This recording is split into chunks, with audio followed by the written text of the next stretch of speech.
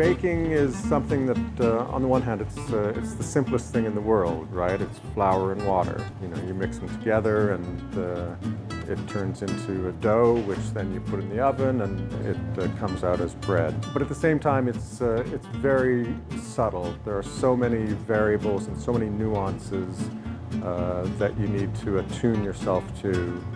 So it's an interesting exercise on many levels.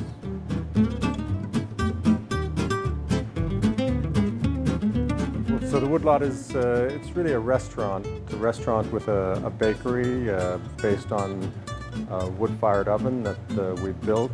That's really how we got started, was by building the oven. I love it. It has a wonderful shape to it. It's got a nice big hearth, so I can load lots of bread. I can fire it, get it really hot. It holds its heat for a good long time. You know, it's not like pushing a button, so it doesn't come quick and it doesn't come easy.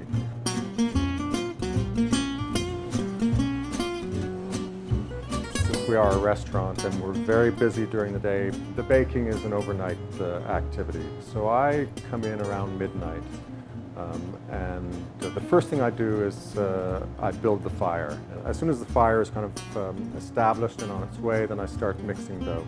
Bread has a life of its own, especially when you're working with a natural sourdough. We're not adding any yeast to the mix at all. We're just using the living culture of the dough.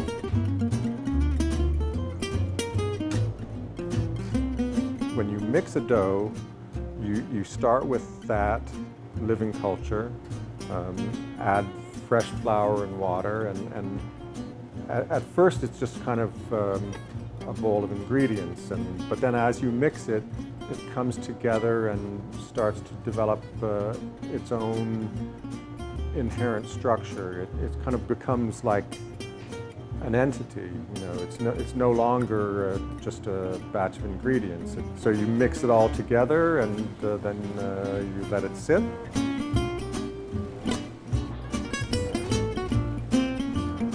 So proofing is fermentation, and that's what gives the rise to the bread. The dough will proof in bulk until it has doubled in size, and then we punch it down.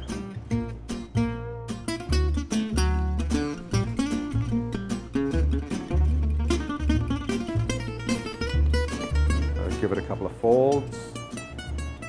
Then we let it rise again. When it has doubled again or close to it, then we divide it and form it into loaves.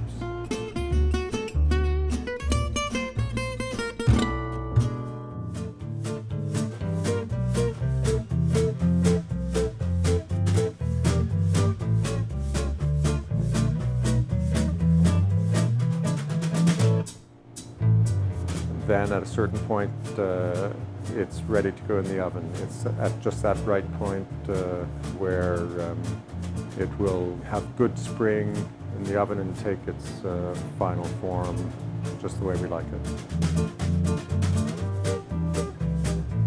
For me, good bread every day is an important part of quality of life.